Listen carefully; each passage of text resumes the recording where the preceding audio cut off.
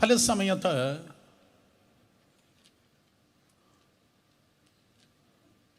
നാം ദൈവത്തിൻ്റെ മുൻപിൽ പല കാര്യങ്ങൾക്കായി കാത്തിരിക്കുന്നവരാണ്. നമുക്കെല്ലാവർക്കും ഓരോ ടൈമുണ്ട്. ലേറ്റാകല്ലേ കർത്താവേ, പ്രവർത്തിക്കണമേ. പക്ഷെ നമ്മുടെ വാച്ച് നോക്കി, നമ്മുടെ കലണ്ടർ നോക്കി ചലിക്കുന്നവനല്ല ദൈവം. കേക്ക്, കർത്താവ് ലേറ്റാകുമ്പോൾ നമ്മൾ പറയും ദൈവത്തിന് അതിനെക്കുറിച്ചൊരു പ്ലാൻ ഇല്ല. പക്ഷെ വേണമെന്ന് പറഞ്ഞ് പലതിനും കർത്താവ് ഡിലേ ആകുന്നത് വേറെ ആർക്കും കൊടുക്കാത്ത മഹത്വം അതിൽ വെളിപ്പെടാൻ വേണ്ടിയാണ്.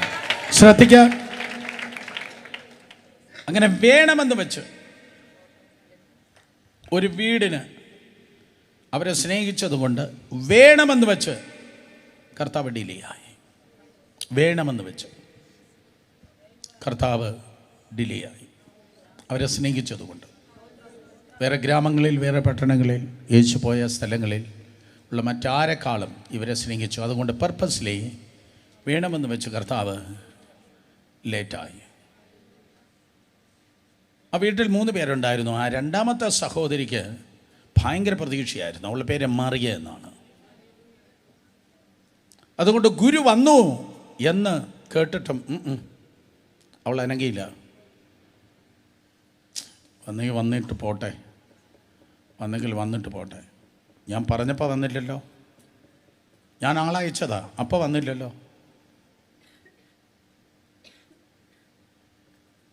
ഞാൻ ആഗ്രഹിച്ച സമയത്ത് വന്നില്ലല്ലോ. എൻ്റെ ചെറുക്കൻ, എൻ്റെ സഹോദരൻ, അവന് രോഗം വന്നപ്പോൾ വന്നില്ലല്ലോ. രോഗം മൂർച്ഛിച്ചപ്പോൾ വന്നില്ലല്ലോ. അവന് മരിച്ചപ്പോഴെങ്കിലും വന്നില്ലല്ലോ. ഇനി നടക്കത്തില്ല, ഇനി നടക്കത്തില്ല. ചോദിച്ചു, ആഗ്രഹിച്ചു, പ്രാർത്ഥിച്ചു, ഉപവസിച്ചു.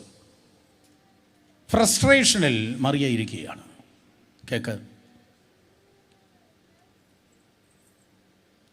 ആഗ്രഹിച്ചു, പ്രാർത്ഥിച്ചു, ചോദിച്ചു.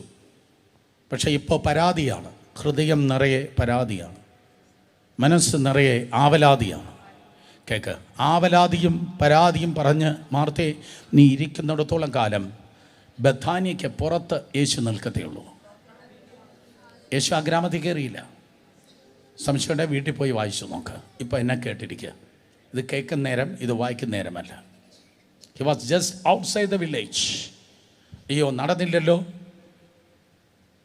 കിട്ടിയില്ലല്ലോ, ചോദിച്ച അതുപോലെ സംഭവിക്കുന്നില്ലല്ലോ, ഡിലേ ആകുന്നല്ലോ എന്ന് പരാതി പറഞ്ഞ് ഫ്രസ്ട്രേറ്റഡായി ഇരിക്കുന്നിടത്തോളം സമയം യേശു കർത്താവ് ഗ്രാമത്തിന് പുറത്താണ്.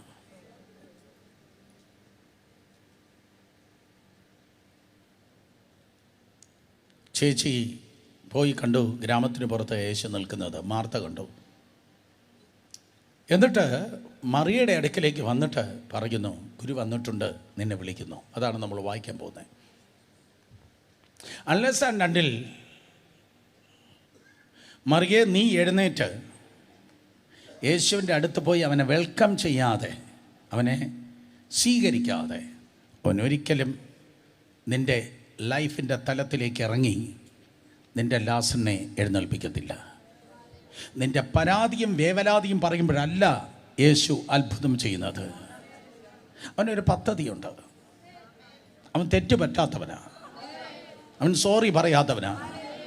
അതുകൊണ്ട് പരാതി വേവലാതി മുഴുവൻ നിർത്തി എഴുന്നേറ്റ് അവനെ സ്തുതിക്കുമ്പോൾ, അവൻ ആരാധിക്കുമ്പോൾ, കർത്താവേ നിൻ്റെ ഉദ്ദേശങ്ങൾ മുഴുവൻ സാധിക്കുന്നു, നീ ഒരിക്കലും തെറ്റ് പറ്റത്തില്ലെന്ന് പറഞ്ഞ് അവനെ വെൽക്കം ചെയ്യുമ്പോൾ അവിടെ മാത്രം യേശു കടന്നു വരുന്നു.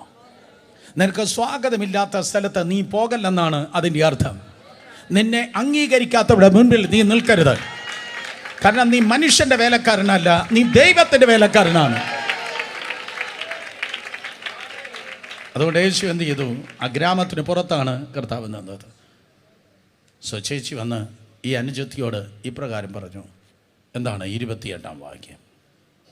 യോഹന്നാൻ 11:28.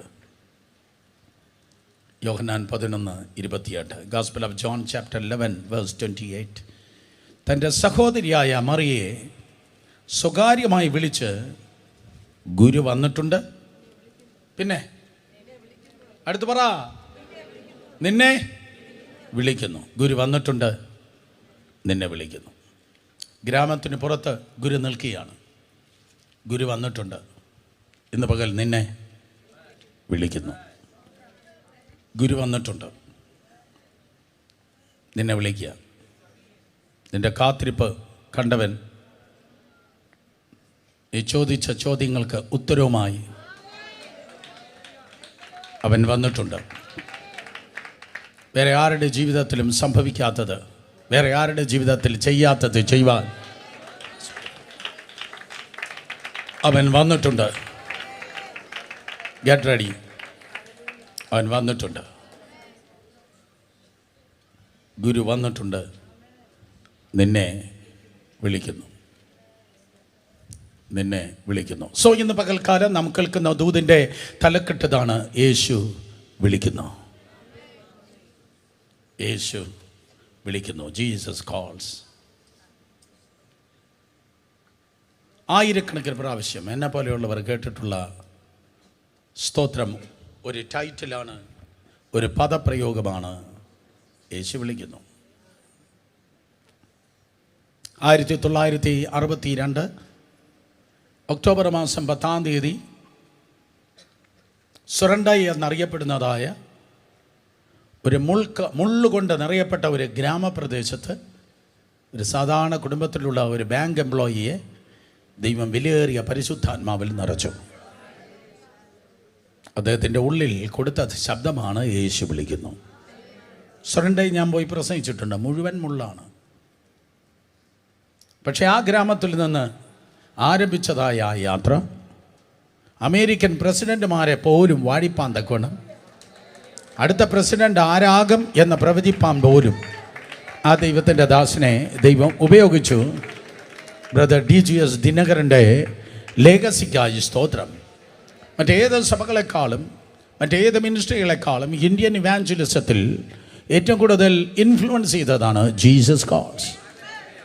സോ ഇന്ന് പകൽക്കാലം ഈ തലമുറയിൽ ദൈവത്തിൻ്റെ ഏതോ പദ്ധതിക്കായി കർത്താവ് നിങ്ങളെ വിളിക്കുന്നു. രക്ഷിക്കപ്പെട്ട എല്ലാവരുടെ മേലും ഒരു വിളിയുണ്ട്. ദൈവം നിങ്ങളെ വിളിച്ചത് ഞായറാഴ്ച വന്ന് ഈ കസേരയുടെ പൊടി തുടച്ചിട്ട് പോകാനല്ല. ദൈവം നിങ്ങളെ വിളിച്ചത് ചർച്ചിൽ വന്ന് എല്ലാവരെയും കണ്ടേച്ച് മടങ്ങാനല്ല. പകരം ദൈവം നിങ്ങൾ വിളിച്ചത്, സ്തോത്രം, നിങ്ങളുടെ മേൽ ദൈവം വച്ചിരിക്കുന്ന ഒരു ദൈവികമായ ഒരു ദൗത്യമുണ്ട്. യേശു നിന്നെ വിളിക്കുന്നു. കാരണം ലോക സ്ഥാപനത്തിന് മുമ്പേ കർത്താവ് നിങ്ങളെ തിരഞ്ഞെടുത്തു. എഫേസ്യ ലേഖനം 1-ാം അധ്യായം 4-ാം വാക്യം. ലോക സ്ഥാപനത്തിന് മുമ്പേ ക്രിസ്തു നിങ്ങളെ തിരഞ്ഞെടുത്തു. ലോക സ്ഥാപനത്തിന് മുൻപേ എന്ന് പറഞ്ഞാൽ പിന്നെ അതിനുശേഷമുള്ളതായ ജീവജാലങ്ങളെ, മൃഗങ്ങളെ, പക്ഷികളെ, എക്കോസിസ്റ്റത്തെ മുഴുവൻ കർത്താവ് സൃഷ്ടിച്ചത് വല്ലവർക്കും വേണ്ടിയല്ല, നിനക്ക് വേണ്ടിയാണ്. സോ ക്രിയേഷൻ്റെ പ്രയോറിറ്റി നോക്കുമ്പോൾ ലോക സ്ഥാപനത്തിന് മുമ്പേ ദൈവം ക്രിസ്തുവിൽ നിന്നെ കണ്ടെങ്കിൽ ക്രിയേഷൻ്റെ പ്രയോറിറ്റിയിൽ ഒന്നാമത് നീയാണ് കിടക്കുന്നത്. അതായത് സഭയാണ് കിടക്കുന്നത്. മനസ്സിലാക്കുന്നവർ ആമേൻ പറഞ്ഞേ. മനുഷ്യൻ്റെ മുൻപിൽ നിങ്ങൾ വില കുറഞ്ഞവരെന്ന് ആരോ തുറച്ചു നോക്കുന്നുണ്ടായിരിക്കാം. പക്ഷേ സർവശക്തനായ ദൈവത്തിൻ്റെ മുൻപിൽ നിങ്ങൾ എത്രയോ വിലയുള്ളവരാണ്. സോ ഈ ലോകത്തിലുള്ള സകലതിനെ ദൈവം സൃഷ്ടിച്ചത് സ്തോത്രം നിങ്ങൾക്ക് വേണ്ടിയാണ്. അതുകൊണ്ടാണ് കർത്താവ് പറഞ്ഞത്, യോഹന്നാൻ 16 സ്തോത്രം 15-16 അധ്യായം നിങ്ങൾ വായിക്കുമ്പോൾ പരിശുദ്ധാത്മാവിനെ കുറിച്ച് യേശു കർത്താവ് പറഞ്ഞു വരുമ്പോൾ, യു ഡിഡ്ന്റ് ചൂസ് മീ, നിങ്ങൾ എന്നെ തിരഞ്ഞെടുത്തെന്നല്ല, ഞാൻ നിങ്ങളെ തിരഞ്ഞെടുത്തിരിക്കുന്നു. നിങ്ങൾ എന്നെ തിരഞ്ഞെടുത്തെന്നല്ല, ഞാൻ നിങ്ങളെ തിരഞ്ഞെടുത്തിരിക്കുന്നു. For what? എന്തിനു വേണ്ടി? നിങ്ങൾ പോയി ഫലം കായ്ക്കേണ്ടതിന്. സോ നിങ്ങൾ എല്ലാവരുടെ മേലും എന്തുകൊണ്ട് ഒരു ദൈവത്തിൻ്റെ വിളിയുണ്ട്. ഇന്ന് പകലും അതേ കർത്താവ് തൻ്റെ കൃപയാൽ തൻ്റെ ജനത്തെ വിളിക്കുന്നവനാണ്. യേശു അനേകരെ കർത്താവിൻ്റെ കൃപയാൽ സ്തോത്രം വിളിക്കുകയുണ്ടായി. ഗുരു വന്നിട്ടുണ്ട്, നിന്നെ വിളിക്കുന്നു.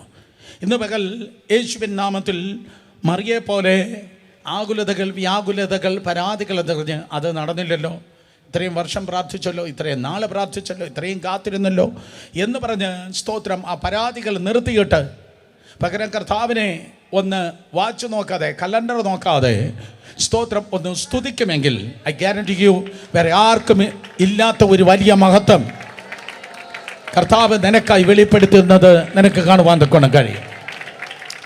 അതുകൊണ്ട് ഒരിക്കൽ കൂടെ ഞാൻ പറയട്ടെ, വിശ്വസിച്ചാൽ നീ ദൈവത്തിൻ്റെ മഹത്വം കാണാം. അതാരുടെ ജീവിതത്തിൽ വെളിപ്പെടാത്തതായിരിക്കും, അത് ഒരു വീട്ടിലും വെളിപ്പെടാത്തതായിരിക്കും. നിൻ്റെ സാക്ഷ്യം യുണീക്കായിരിക്കും, നിൻ്റെ സാക്ഷ്യം വ്യത്യാസമായിരിക്കും. സ്തോത്രം. യേശു നിന്നെ വിളിക്കുന്നു. യേശു കർത്താവ് വിളിച്ചതായ പല സന്ദർഭങ്ങൾ സുവിശേഷ ഭാഗത്ത് നിങ്ങൾക്ക് കാണുവാൻ തക്കണം കഴിയും. ഒരു കുരുടനെ കർത്താവ് ഒരു ദിവസം സ്തോത്രം വിളിക്കുകയുണ്ടായി. ഹേ, ജനം വന്ന് ഇപ്രകാരം പറഞ്ഞു, നീ നിലവിളിക്കുന്നത് നിർത്ത്, അവൻ നിന്നെ വിളിക്കുന്നു. നിന്റെ നിലവിളി അവൻ കേട്ടു. He's paying the attention. അവൻ നിന്റെ നിലവിളി കേട്ടു. ഹേ ബർത്തിമായേ, അവൻ നിന്നെ വിളിക്കുന്നു. മർക്കോസ് സുവിശേഷം 10-ാം അധ്യായം 49-ാം വാക്യത്തിൽ ബർത്തിമായുടെ നിലവിളി എന്തോ നിലവിളിയായിരുന്നു. സുവിശേഷത്തിൽ ഇത്രയും ഉച്ചത്തിൽ നിലവിളിച്ചതായ സ്തോത്രം ഒരുവനെ നിങ്ങൾക്ക് കാണുവാൻ കഴിയത്തില്ല. നോക്കിയേ, അപ്പോൾ യേശു നിന്നു അവനെ വിളിപ്പിനെന്ന് പറഞ്ഞു. ധൈര്യപ്പെടുക, എഴുന്നേൽക്ക, നിന്നെ വിളിക്കുന്നു എന്ന് അവർ പറഞ്ഞു. കുരുടനെ വിളിച്ചു. ധൈര്യപ്പെടുക, എഴുന്നേൽക്ക, നിന്നെ എന്ത് ചെയ്യുന്നു പറഞ്ഞാട്ടെ, ശബ്ദം ഉയർത്തി, നിന്നെ വിളിക്കുന്നു. കാരണം അത്ര ഭയങ്കരമായി നീ നിലവിളിച്ചതാ, അത്ര ഭയങ്കരമായി നിലവിളിച്ചതാ. മേ ബി സ്തോത്രം ആ കുരുടൻ അത്രയും ഭയങ്കരമായി നിലവിളിച്ചത്, അത്ര വലിയ വായിൽ നിലവിളിച്ചതിൻ്റെ കാര്യം അവന് അറിയത്തില്ലയോ എന്ന് എനിക്കറിയത്തില്ല. പക്ഷേ യേശുവിൻ്റെ എരിഹോവിൻ്റെ അവസാനത്തെ വിസിറ്റായിരുന്നു അത്. യേശുവിൻ്റെ അവസാനത്തെ വിസിറ്റായിരുന്നു അത്. ലൂക്കോസ് സുവിശേഷകൻ, മർക്കോസ് ഒക്കെ ആവർത്തിച്ച് സുവിശേഷകന്മാർ എഴുതിയിരിക്കുന്നു. അവിടെ നിന്ന് വളരെ വേഗത്തിലാണ് യേശു യെരുശലേമിലേക്ക് നടക്കുന്നത്. വളരെ വേഗത്തിൽ നടക്കുന്നു. വായ് വളരെ വേഗത്തിൽ നടക്കുന്നു. വേഗത്തിൽ മരണത്തെ തോൽപ്പിപ്പാൻ, വേഗത്തിൽ സാത്താനെ തോൽപ്പിപ്പാൻ, വേഗത്തിൽ പാതാളത്തെ തകർക്കാൻ തൻ്റെ ടാസ്ക് പിതാവ് തന്നെ ഏൽപ്പിച്ചിരിക്കുന്നത് വേഗത്തിൽ നിവർത്തിപ്പാൻ കർത്താവ് വേഗത്തിൽ നടന്നു പോവുകയാണ്. പക്ഷേ എരിഹോവിൽ തൻ്റെ അവസാനത്തെ വിസിറ്റായിരുന്നു അത്. എന്നെ കേൾക്കുന്ന സഹോദരി സഹോദരന്മാരെ, മേ ബി അവനത് മനസ്സിലാക്കിയത് കൊണ്ടായിരിക്കാം ആ കുരുടൻ അത്ര ഭയങ്കരമായി നിലവിളിച്ചത്. ഇനി എനിക്കൊരു ചാൻസ് ഇല്ല, ഇനി എനിക്കൊരു അവസരമില്ല. നിങ്ങൾ ജീവിക്കേണ്ടത് അങ്ങനെയായിരിക്കണം, നിങ്ങൾ ശുശ്രൂഷിക്കേണ്ടത് അങ്ങനെയായിരിക്കണം. ഇതെൻ്റെ ലാസ്റ്റ് ചാൻസാണ്, ഇതെൻ്റെ ലാസ്റ്റ് ചാൻസാണ്. കിഴക്കേക്കോട്ട ബസ്സിന് വേണ്ടി നിന്നു. ഒരാൾ സാവധാനത്തിലാണ് നടന്നു പോകുന്നത്. എന്താ ചേട്ടാ സാവധാനത്തിൽ നടക്കുന്നത്? ധാരാളം വണ്ടിയുണ്ട്, ധാരാളം വണ്ടിയുണ്ട്. ഇതിൻ്റെ പിന്നാലെ അടുത്ത് 5 മിനിറ്റ് കഴിയുമ്പോൾ വീണ്ടും ഉണ്ട്, 2 മിനിറ്റ് കഴിയുമ്പോൾ അതുവഴി പോകുന്ന വീണ്ടും വണ്ടി. അതുകൊണ്ട് സാധാരണ നടന്നു പോകുന്നു. പക്ഷെ രാത്രി 10:45 അതേ ചേട്ടൻ തന്നെ PT ഉഷയുടെ റെക്കോർഡ് തകർത്ത് ഓടുന്നത് കണ്ടു. എന്താ ചേട്ടാ രാവിലെ പോകുന്ന പോലെ അല്ലല്ലോ, ഇപ്പോഴത്തെ ശതാബ്ദിയുടെ വേഗതയിൽ താൻ എന്തിനാ ഓടുന്നത്? ഇതെൻ്റെ ലാസ്റ്റ് വണ്ടിയാണ്, ഇത് കിട്ടിയില്ലെങ്കിൽ ലൈഫ് പാഴാകും. ഇതെൻ്റെ ലാസ്റ്റ് വണ്ടിയാണ്. യേശുവിൻ്റെ നാമത്തിൽ മേ ബി ഇതെൻ്റെ അവസാനത്തെ കമ്മ്യൂണിയനാണ്, ഇതെൻ്റെ അവസാനത്തെ ആരാധനയാണ് എന്ന് പറഞ്ഞാണ് ഇന്ന് പകൽ ഞാൻ ശുശ്രൂഷിക്കേണ്ടത്. അത് D.L. മൂഡിയുടെ രഹസ്യമാണ്. D.L. മൂഡി ഓരോ ദിവസവും ദൈവവചനം പ്രസംഗിപ്പാൻ വേണ്ടി പറയുമ്പോൾ അത് എങ്ങനെയാണ് ചിന്തിക്കുന്നത്? ഇത് എൻ്റെ അവസാനത്തെ ചാൻസാണ്, എൻ്റെ അവസാനത്തെ ചാൻസാണെന്ന് പറയുമ്പോൾ ഏറ്റവും നല്ലത് എന്നിൽ നിന്ന് പുറത്തു വരട്ടെ എന്ന ആറ്റിറ്റ്യൂഡിൽ താൻ ശുശ്രൂഷിച്ചു. കർത്താവിൻ്റെ വരവിന് വേണ്ടി കാത്തിരിക്കുന്ന ദൈവത്തിൻ്റെ ജനം, ഒരിക്കൽ കൂടെ യേശുവിൻ്റെ വരവിന് വേണ്ടി കാത്തിരിക്കുന്ന ദൈവത്തിൻ്റെ ജനം, ഈ ഭൂമിയിൽ എൻ്റെ അവസാനത്തെ ദിവസം ഇതെന്ന് പറഞ്ഞ് ഓരോ ദിവസം ഏറ്റവും നന്നായി ദൈവകൃപയാൽ ജീവിച്ചാട്ടെ. മനസ്സിലാക്കുന്നവരെ കരങ്ങളെ ഉയർത്തി ഹല്ലേലൂയ പറഞ്ഞ്, so this is my last chance എന്ന് പറഞ്ഞ് ബർത്തിമായി യേശു കർത്താവിൻ്റെ മുൻപിൽ നിലവിളിച്ചപ്പോൾ ആ വലിയ പുരുഷാരത്തെ നടുവിൽ കർത്താവ് ശ്രദ്ധിച്ചു. ജനം പറഞ്ഞു, സ്തോത്രം, അവൻ നിന്നെ വിളിക്കുന്നു, അവൻ നിന്നെ വിളിക്കുന്നു. സ്തോത്രം. മനസ്സിലാക്കണമേ, യേശു ഇന്ന് പകൽ നിന്നെ വിളിക്കുകയാണ്. സ്തോത്രം. ഫലമില്ലാത്തതായ ഒരു കാട്ടത്തിയുടെ ചുവട്ടിൽ കർത്താവ് നിന്നിട്ട് ഒരുത്തനെ വിളിച്ചിറക്കി. ഫലമില്ലാത്ത കാട്ടത്തിയുടെ ചുവട്ടിൽ നിന്നിട്ട് അതേ എരിഹോ പട്ടണത്തിൽ, സെയിം സിറ്റിയിൽ യേശു ഒരുവനെ വിളിച്ച് ഇറക്കി. പണ്ട് ഭയങ്കര ഫലമായിരുന്നു, പണ്ട് ആ പട്ടണത്തിൽ ഭയങ്കര കൊയ്ത്തായിരുന്നു. പണ്ട് ഭയങ്കര പ്രാർത്ഥനയായിരുന്നു, ഭയങ്കര ദൈവസ്നേഹമായിരുന്നു. പണ്ട് ഭയങ്കര കനൽക്കട്ടയായിരുന്നു. ഇപ്പം കരിക്കട്ടയായിപ്പോയി. പണ്ടുണ്ടായിരുന്നു, പറഞ്ഞിട്ട് കാര്യമില്ല. എരിഹോ ശാപത്തിൽ നിറഞ്ഞിരിക്കുന്നു. പക്ഷേ ആ കാട്ടത്തിയുടെ ചുവട്ടിൽ കർത്താവ് ഇറങ്ങി നിന്നു. കാരണം എന്താ? ഒരു കൃശഗാത്രനായ ഒരു വ്യക്തി. പിള്ളേർക്ക് മനസ്സിലായോ? കൃശഗാത്രൻ എന്ന് പറഞ്ഞപ്പോൾ സ്തോത്രം, ഉയരം കുറഞ്ഞ ഒരു വ്യക്തി. ഇത് മുഴുവൻ ഇംഗ്ലീഷ് മീഡിയ, ഒറ്റയെണ്ണം സ്തോത്രം പറഞ്ഞില്ല. കൃശഗാത്രൻ എന്ന് പറഞ്ഞപ്പോൾ ഒറ്റയെണ്ണം സ്തോത്രം പറഞ്ഞില്ല. ആരോ ഗൂഗിൾ സെർച്ച് ചെയ്യുന്ന പോലെ തോന്നി. അപ്പോൾ നമുക്ക് ഉയരം കുറഞ്ഞതായ വ്യക്തി. മറ്റുള്ളവരുടെ മധ്യത്തിൽ നിന്നാൽ യേശുവിനെ എനിക്ക് കാണാൻ പറ്റത്തില്ല.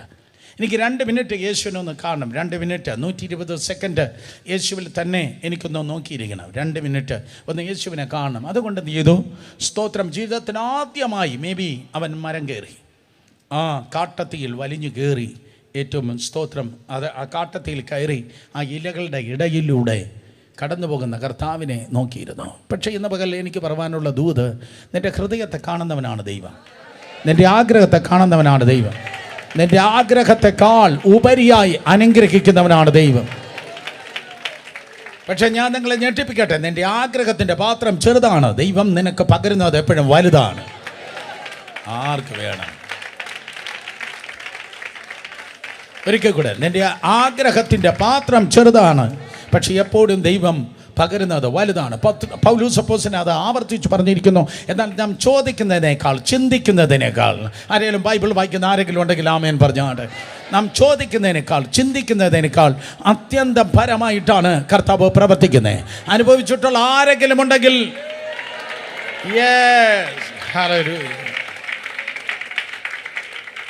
സോ അവൻ ആഗ്രഹിച്ചത് 2 മിനിറ്റ് യേശുവിനെ കാണണമെന്നാണ്. പക്ഷേ യേശു നിന്നെ വിളിക്കുന്നു. യേശു നിന്നെ വിളിക്കുന്നു. സഖായിയെ, വേഗം ഇറങ്ങി വാ, ഇന്ന് ഞാൻ നിന്നോട് കൂടെ പാർക്കേണ്ടതാകുന്നു. നിനക്ക് 2 മിനിറ്റല്ലേ നീ ആഗ്രഹിച്ച്? ഹോൾ നൈറ്റ് നിനക്കുള്ളതാ. വാ, നിൻ്റെ വീട്ടിൽ ഞാൻ വന്ന് ഭക്ഷണം കഴിക്കട്ടെ. നിൻ്റെ ആഗ്രഹത്തിന് ഉപരിയായി നിന്നെ അനുഗ്രഹിപ്പാൻ, ആഗ്രഹത്തെക്കാൾ ഉപരിയായി നിന്നെ മാനിക്കുവാൻ, ഒരിക്കൽ കൂടെ ആഗ്രഹത്തെക്കാൾ ഉപരിയായി ദൈവത്തിൻ്റെ കൃപയാൽ ഉപയോഗിക്കപ്പെടുവാൻ യേശു നിന്നെ വിളിക്കുന്നു. കരങ്ങളെ ഉയർത്തി ശക്തിയോടെ ഹല്ലേലൂയ പറഞ്ഞേ. വീണ്ടും കർത്താവ് പറഞ്ഞു, സ്തോത്രം. മത്തായി സുവിശേഷം 11:28. അധ്വാനിക്കുന്നവരെ, ഭാരം ചുമക്കുന്നവരും ആയുള്ളവരെ എല്ലാവരും എൻ്റെ അടുക്കൽ വരുവൻ. അതൊരു വിളിയാണ്. എല്ലാവരും എൻ്റെ അടുക്കൽ വരുവൻ. ഞാൻ നിങ്ങളുടെ ഭാരം കൂട്ടാമെന്നല്ല, ഞാൻ നിങ്ങളുടെ കണ്ണുനീരിനെ വർദ്ധിപ്പിക്കാം, നിങ്ങളുടെ അധ്വാനത്തെ വർദ്ധിപ്പിക്കാം, അതിനല്ല യേശു വിളിക്കുന്നത്. പകരം സ്തോത്രം, യേശു വിളിച്ചത് I will give you rest. ഞാൻ നിങ്ങൾക്ക് സ്തോത്രം ആശ്വാസം തരാം. ഞാൻ നിങ്ങൾക്ക് ആശ്വാസം തരാം. യേശു നിങ്ങൾ വിളിക്കുന്നു. ഇന്ന് പകൽ മനസ്സിലാക്കണമേ, യേശു വിളിക്കുന്നു. എന്തിനെന്നറിയോ? ആശ്വാസം തരാൻ. റെസ്റ്റ്ലെസ്സായ ഈ ലോകത്ത് സ്തോത്രം, അതെ, റെസ്റ്റിൽ നിന്നെ ജീവിക്കാൻ കർത്താവ് നിന്നെ വിളിക്കുന്നു. നമുക്കറിയാം, കർത്താവ് റെസ്റ്റിൻ്റെ ദൈവമാണ്. യേശു കർത്താവ് സ്തോത്രം ആശ്വാസത്തിൻ്റെ ദൈവമാണ്. നിങ്ങൾ ജീവിക്കേണ്ടത് കൊടുങ്കാറ്റിനും പെരുങ്കാറ്റിനുമല്ല. നിങ്ങൾ ജീവിക്കേണ്ടത് ദൈവിക ആശ്വാസത്തിലാണ്. നിങ്ങൾ ശുശ്രൂഷിക്കേണ്ടത് ദൈവത്തിൻ്റെ ആശ്വാസത്തിലാണ്. ഓ ഹല്ലേലൂയ. 6 ദിവസം കൊണ്ട് കർത്താവ് സകലതിനെ സൃഷ്ടിച്ച് 7ാമത്തെ ദിവസം കർത്താവ് സ്വസ്ഥമായിരുന്നു കാണിച്ചു തന്നു. മക്കളെ, ഇതാണ് ലൈഫ്. ഒരിക്കൽ കൂടെ, 6 ദിവസം കർത്താവ് എല്ലാം സൃഷ്ടിച്ചിട്ട് 7ാമത്തെ ദിവസം അപ്പച്ചൻ സ്വസ്ഥമായി ഇരുന്ന് കാണിച്ചു. ഇതായിരിക്കണം നിൻ്റെ ജീവിതം എന്ന് പറഞ്ഞാൽ, റെസ്റ്റ്ലെസ് ആയിട്ടല്ല നീ വർക്ക് ചെയ്യേണ്ടത്, പകരം റെസ്റ്റിലാണ് നീ ജീവിക്കേണ്ടത്. റെസ്റ്റിലാണ് ജീവിക്കേണ്ടത്. In Jesus name. പെയിനിലും പ്രഷറിലുമല്ല നീ ജീവിക്കേണ്ടത്. സ്തോത്രം. പകരം ദൈവകൃപയാൽ സ്തോത്രം റെസ്റ്റിലാണ് ജീവിക്കുന്നത്. യേശുവിൻ്റെ നാമത്തിൽ നിന്നെ ഡിസ്റ്റർബ് ചെയ്യുന്ന സകല കാര്യാദികൾ ഇന്ന് പകൽക്കാലം സ്തോത്രം വിട്ടുമാറട്ടെ. പകരം ദൈവകൃപയാൽ സ്വസ്ഥതയിൽ ജീവിച്ചാട്ടെ. ഹല്ലേലൂയ. കരങ്ങൾ ഉയർത്തി ഹല്ലേലൂയ പറഞ്ഞേ. വീണ്ടും യേശു കർത്താവ് പറഞ്ഞു, സ്തോത്രം. അതെ, യേശു കർത്താവ് വീണ്ടും പറഞ്ഞു, സ്തോത്രം. അതെ, യേശു വിളിച്ചത് യോഹന്നാൻ സുവിശേഷം 7-ാം അധ്യായം. യോഹന്നാൻ സുവിശേഷം 7-ാം അധ്യായം 37-ാം വാക്യത്തിൽ യേശു വിളിക്കുകയാണ്.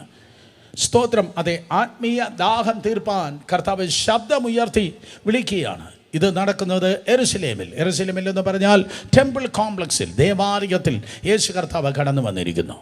ഉത്സവത്തിൻ്റെ മഹാദിനമായ ഒടുക്കത്തെ നാളിൽ യേശു നിന്നുകൊണ്ട് ദാഹിക്കുന്നവനെല്ലാം എൻ്റെ അടുക്കൽ വരട്ടെ. യേശു വിളിക്കുന്നു, ദാഹിക്കുന്നവനെല്ലാം എൻ്റെ അടുക്കൽ വരട്ടെ.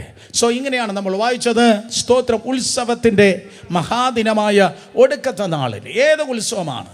ലേവ്യ പുസ്തകം 23-ാം അധ്യായത്തിൽ യഹോവയുടെ 7 ഉത്സവങ്ങൾ നിങ്ങൾക്ക് കാണുവാൻ കഴിയും. ഒരിക്കൽ കൂടെ ലേവ്യ പുസ്തകം 23-ാം അധ്യായത്തിൽ യഹൂദൻ്റെ അല്ല, യഹോവയുടെ 7 ഉത്സവങ്ങൾ കാണാൻ കഴിയും. ഇവിടെ ഏത് ഉത്സവമാണ് ഇത്? പാസ്ഓവർ അല്ല, അതായത് പെസഹയല്ല, പുളിപ്പില്ലാത്തപ്പത്തിൻ്റെ പെരുന്നാളല്ല, ആദ്യഫല പെരുന്നാളല്ല, പെൻ്റെക്കോസ്റ്റ് അല്ല, പിന്നെ സ്തോത്രം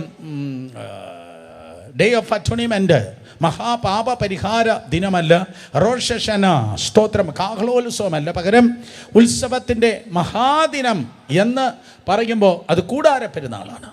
സ്തോത്രം. Feast of tabernacle, feast of tabernacle, അതിൻ്റെ മഹാദിനമായ ഒടുക്കത്തെ നാളിൽ ഫീസ്റ്റ് ഓഫ് ടാബർനാക്കിളിൻ്റെ പ്രത്യേകത, കൂടാര പെരുന്നാളിൻ്റെ പ്രത്യേകത 8 ദിവസം നീണ്ടു നിൽക്കുന്ന ആഘോഷമാണ് കൂടാര പെരുന്നാൾ. നിങ്ങൾ ഇവിടെ ഉണ്ടെങ്കിൽ ആമേൻ പറഞ്ഞേ. യെസ്, 8 ദിവസം നീണ്ടു നിൽക്കുന്ന ഉത്സവമാണ് സ്തോത്രം കൂടാര പെരുന്നാൾ. കൂടാര പെരുന്നാൾ മലയാളം ചേർച്ചസിന് കേരളത്തിൽ നമ്മൾ പ്രാധാന്യം കൊടുക്കാറില്ല. അതിന് പ്രാധാന്യം കൊടുക്കണം എന്നൊന്നുമല്ല ഞാൻ പറയുന്നത്. കാരണം പരിശുദ്ധാത്മാവ് വന്നു കഴിഞ്ഞാൽ പിന്നെ എന്നും ഉത്സവമാണ്.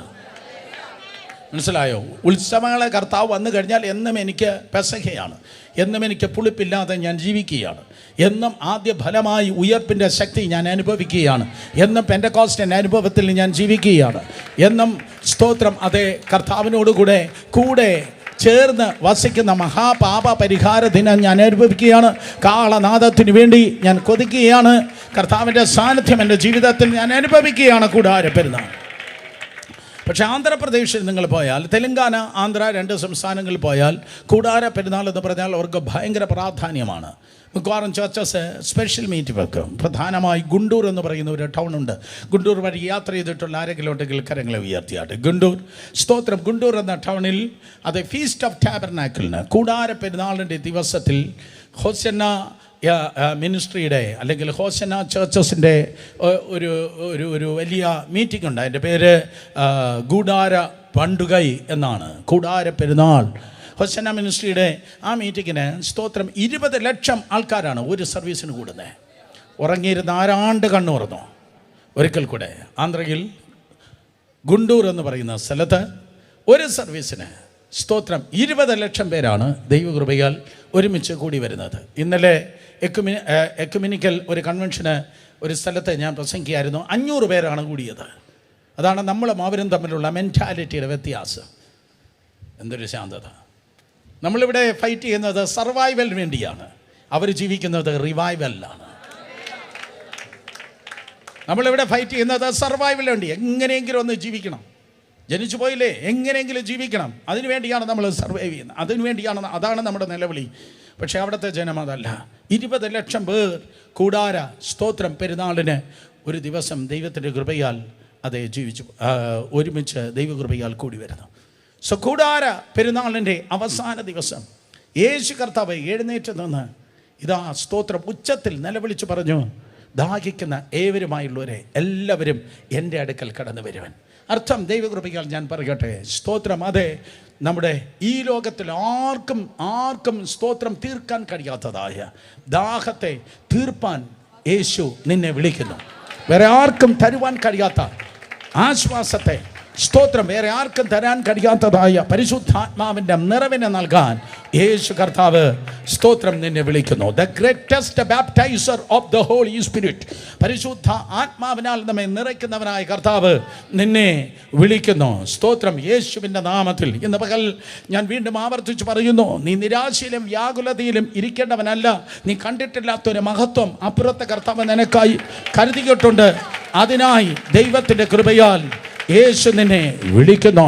ഇത് നിന്റെ ലാസ്റ്റ് ചാൻസ് ആണെന്ന് മനസ്സിലാക്കി നീ നിലവിളിച്ചെങ്കിൽ, പ്രാർത്ഥിച്ചെങ്കിൽ യേശു നിന്നെ വിളിക്കുന്നു. സ്തോത്രം. നീ ചോദിക്കുന്നതിനേക്കാൾ, നീ ചിന്തിക്കുന്നതിനേക്കാൾ അത്യന്തം ഫലമായി നിന്നെ മാനിക്കുവാൻ, നിന്നെ നിറയ്ക്കുവാൻ, നിന്നെ സഹായിപ്പാൻ യേശുവിന് ആഗ്രഹമുണ്ട്. അതുകൊണ്ട് കർത്താവ് നിന്നെ നിറയ്ക്കുന്നു. ആശ്വാസം തരാത്ത ലോകത്തെ വേദനിപ്പിക്കുന്ന, തകർക്കുന്ന, വെല്ലുവിളിക്കുന്ന ഈ ലോകത്ത് ആശ്വാസം തരാൻ കർത്താവ് നിന്നെ വിളിക്കുന്നു. വേറെ ആർക്കും പ്രദാനം ചെയ്യാൻ കഴിയാത്ത, നൽകാൻ കഴിയാത്ത പരിശുദ്ധാത്മാവിൻ്റെ വിലയേറിയ സാന്നിധ്യത്താൽ നിന്നെ നിറയ്ക്കുവാൻ യേശു നിന്നെ വിളിക്കുന്നു. 3 പേരെ തൊട്ട് പറഞ്ഞാട്ടെ, യേശു നിന്നെ വിളിക്കുകയാണ്. പറഞ്ഞാട്ടെ, യേശു നിന്നെ വിളിക്കുകയാണ്. യേശു നിന്നെ വിളിക്കുകയാണ്. കർത്താവ് നിന്നെ വിളിക്കുകയാണ്. സോ ഈ ഇൻട്രഡക്ഷനോടെ നോക്കിയാട്ടെ, യേശു നിന്നെ വിളിക്കുന്നു. അഥവാ ദൈവം വിളിച്ചതായ പല പ്രിയപ്പെട്ടവരെ നിങ്ങൾക്ക് കാണുവാൻ കൊണ്ട് കഴിയും. ദൈവം വിളിച്ചതായ സ്തോത്രം പല പ്രിയപ്പെട്ടവരെ, പ്രത്യേകിച്ച് ദൈവം സ്തോത്രം ഇരട്ടിയായി വിളിച്ചവർ, ഇരട്ടിയായി അടുത്തടുത്ത് ദൈവം ഇരട്ടിയായി വിളിച്ചവർ, ദൈവം ഇരട്ടിയായി വിളിച്ചവർ എന്ന് പറഞ്ഞാൽ സ്തോത്രം എന്നെ കർത്താവ് വിളിക്കുകയാണ് എങ്കിൽ സുരേഷേ സുരേഷേ എന്ന് വിളിച്ചതുപോലെ. മനസ്സിലായി നിങ്ങൾക്ക്? സ്തോത്രം സുരേഷേ സുരേഷേ എന്ന് വിളിക്കുന്ന പോലെ. നിങ്ങൾക്ക് പേരുണ്ടോ? നിങ്ങൾക്ക് പേരുണ്ടോ? നിങ്ങൾക്ക് പേരുണ്ടോ? ഇവിടെ ഉത്തരം കിട്ടണമെങ്കിൽ 5 പ്രാവശ്യം ചോദിക്കണം. നിങ്ങൾക്ക് പേരുണ്ടോ? അപ്പോൾ പേരുണ്ടെങ്കിൽ ആ പേര് 2 പ്രാവശ്യം പറഞ്ഞാട്ടെ. റെഡി, 1 2 3. എന്തുവാ കമാണ്, ഒരു അവിയൽ പോലെ. ഒരിക്കൽ കൂടെ റെഡി, 1 2 3. ഒരാളുടെ പേര് മാത്രമേ ഞാൻ കേട്ടോ. സ്തോത്രം. അതേ നോക്കണമേ എന്നതുപോലെ കർത്താവ് സ്തോത്രം വിളിക്കുന്നു. യേശു നിന്നെ വിളിക്കുന്നു. ഇഷ്ടമില്ലാത്തവരെ നിങ്ങൾ വിളിക്കത്തില്ല. നിന്നെ ഇഷ്ടപ്പെട്ട കർത്താവ് നിത്യ സ്നേഹത്താൽ എന്നെ സ്നേഹിച്ചു. അതേ, നിത്യ സ്നേഹത്താൽ ഞാൻ നിന്നെ സ്നേഹിച്ചു എന്നാൽ ചെയ്ത കർത്താവ് നിന്നെ വിളിക്കുന്നു. ഒരു 7 പേരെക്കുറിച്ച് വേഗത്തിൽ ഞാൻ പറയട്ടെ. ഒന്നാമതായി ഉൽപ്പത്തി പുസ്തകം 22-ാം അധ്യായം മുതൽ നിങ്ങൾ വായിക്കുമ്പോൾ കർത്താവ് വിളിക്കുന്നത് ഒന്നുകിൽ അർജൻസിക്ക് വേണ്ടിയായിരിക്കാം, അർജൻസിക്ക് വേണ്ടി വിളിക്കുന്നു. ഇല്ലെങ്കിൽ 2 ഇൻറ്റിമസിക്ക് വേണ്ടി വിളിക്കുന്നു. ഒരു ദൈവിക അടുപ്പം വെളിപ്പെടുത്തുവാനായി കർത്താവ് വിളിക്കുന്നു. ഇല്ലെങ്കിൽ ഒരു ഇൻസ്പിറേഷൻ, സ്തോത്രം, ഒരു നിയോഗം നിങ്ങളുടെ മേൽ നൽകുവാനായി കർത്താവ് നിങ്ങളെ വിളിക്കുന്നു. 3 കാരണമാണ് ഞാൻ പറഞ്ഞത്. ആവർത്തിക്കാം. ഒന്നുകിൽ ഒരു സ്തോത്രം അർജൻസി, വളരെ വേഗതയിൽ വളരെ പെട്ടെന്ന് എന്തോ ഒരു കാര്യം നടക്കണം, ഈ സെക്കൻഡിൽ തന്നെ സംഭവിക്കണം, ഇപ്പോൾ തന്നെ നടക്കണം. അതിനുവേണ്ടി അർജൻസിക്കായി കർത്താവ് നിങ്ങളെ വിളിക്കുന്നു. നമ്പർ 2, രണ്ടാമത് വിളിക്കുന്നത് ഇൻറ്റിമസി. ഒരു ഇൻറ്റിമസിക്ക് വേണ്ടി, ഒരു ദൈവിക അടുപ്പത്തിന് വേണ്ടി കർത്താവ് ആവർത്തിച്ച് ഇങ്ങനെ നിങ്ങളെ വിളിക്കുമായിരിക്കാം. നമ്പർ 3, മൂന്നാമത് ഒരു ദൈവിക നിയോഗം നിങ്ങളുടെ ജീവിതത്തിൽ പകരുവാൻ കർത്താവ് നിങ്ങളെ വിളിക്കുമായിരിക്കും. സ്തോത്രം. ഉൽപ്പത്തി പുസ്തകം 22-ാം അധ്യായം 11 മുതൽ 13 വരെയുള്ള വാക്യങ്ങൾ വായിക്കുമ്പോൾ ദൈവത്തിൻ്റെ സ്നേഹിതനായ അബ്രഹാമിനെ ദൈവം വിളിക്കുകയാണ്. 11 വാക്യം ശബ്ദം ഉയർത്തി വായിച്ചാട്ടെ. ഉടനെ യഹോവയുടെ ദൂതൻ ആകാശത്ത് നിന്ന് അബ്രഹാമേ അബ്രഹാമേ എന്ന് വിളിച്ചു. ഞാൻ ഇതാ എന്ന് അവൻ പറഞ്ഞു. ശബ്ദം ഉയർത്തി പറഞ്ഞാട്ടെ, ആരാണ് ദൈവം ഒന്നാമതായി വിളിച്ചത്? ആ സ്ക്രീനിൽ നോക്കി മലയാളം വായിക്കാൻ അറിയാമെന്നുള്ള എല്ലാവരും വെടിപെട്ടുന്നത് പോലെ പറഞ്ഞേ, ആരെയാ ദൈവം വിളിച്ചേ? അബ്രഹാമേ അബ്രഹാമേ. നിങ്ങൾക്ക് ആ സ്റ്റോറി അറിയാം, 100 കണക്കിന് പ്രാവശ്യം കേട്ടിട്ടുണ്ട്. സ്തോത്രം. ദൈവത്തിൻ്റെ സ്നേഹിതനായിരുന്നു അബ്രഹാം. ദൈവത്തിൻ്റെ സ്നേഹിതനായിരുന്നു അബ്രഹാം. ഉൽപ്പത്തി പുസ്തകത്തിൽ മാത്രമല്ല, യെശയ്യാ 41:8, യാക്കോബ് 2:23, യാക്കോബ് 2:23, യെശയ്യാ 41:8 നൂറ്റാണ്ടുകൾക്ക് ശേഷം പ്രവാചകൻ ആകുന്ന യെശയ്യാവും യാക്കോബ് എന്ന സ്തോത്രം അതേ കർത്താവിൻ്റെ ഇളയ സഹോദരനും ആവർത്തിച്ച് അബ്രഹാമിനെ പരിചയപ്പെടുത്തുന്നു. അബ്രഹാം അവൻ ദൈവത്തിൻ്റെ സ്നേഹിതനായിരുന്നു.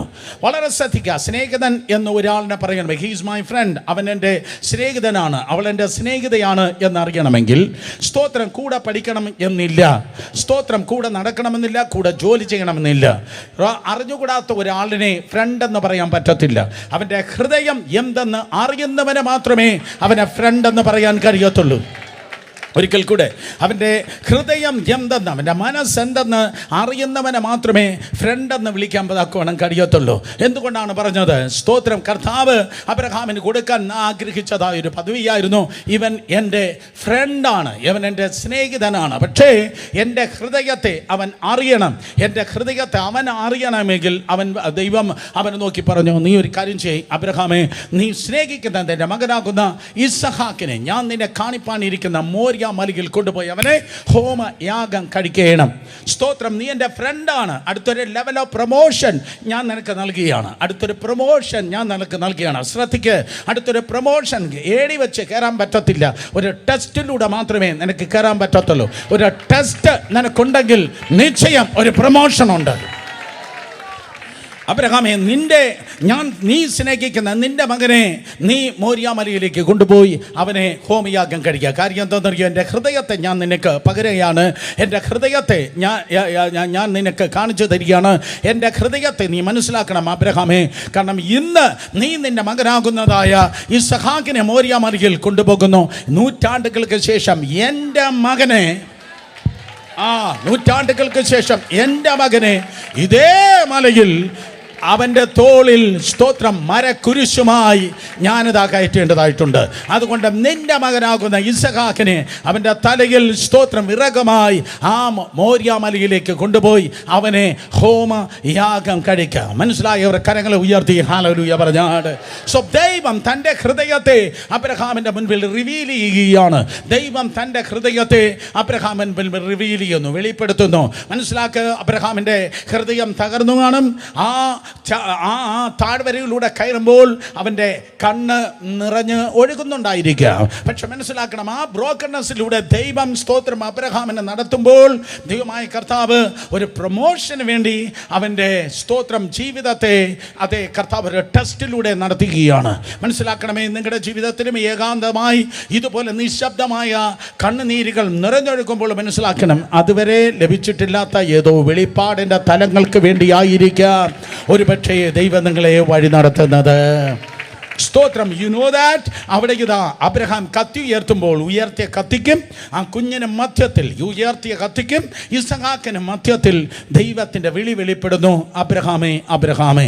സ്തോത്രം. അതെ, വളരെ അർജൻസിയായി ദൈവം വെളിപ്പെടുകയാണ്. വളരെ അർജൻറ്റായി കർത്താവ് വിളിക്കുകയാണ്. ഒരു സെക്കൻഡ് തെറ്റിപ്പോയാൽ ഇസഹാക്ക് പല കഷ്ണങ്ങൾ ആയി പോകും. സ്തോത്രം. എന്നാൽ ഇസഹാക്ക് ഒരു കാരണവശാലും സ്തോത്രം നശിക്കാൻ പാടില്ല. ദൂതിതാണ്. ശ്രദ്ധിക്കണമേ, വാഗ്ദത്തങ്ങൾക്ക് മരണമില്ല. വാഗ്ദത്തങ്ങൾക്ക് മരണമില്ല. ജീവിതത്തിൽ വാഗ്ദത്തമുള്ളവർ കരങ്ങളെ ഉയർത്തിയാട്ടെ. യെസ്, ആ വാഗ്ദത്തങ്ങൾക്ക് മരണമില്ല.